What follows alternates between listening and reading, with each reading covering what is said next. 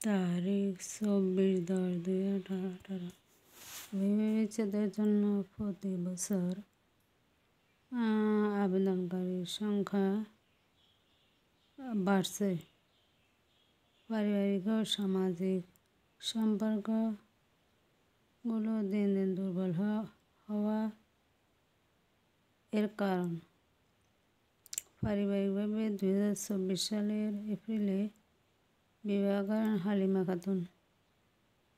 কয়েক মাস না যেতে তার উপর মানসিক ও শারীরিক নির্যাতন শুরু করেন।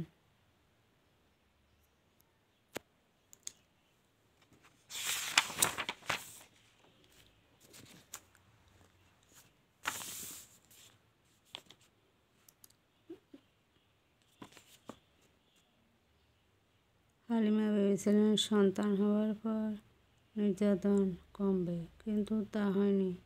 উল্টো বাবার বাড়ি থেকে যৌতুক এনে দিতে তার উপর চাপ বাড়তে থাকে। সন্তানের ভবিষ্যতের কথা ভেবে নীরবে সব সহ্য করেছিলেন তিনি, কিন্তু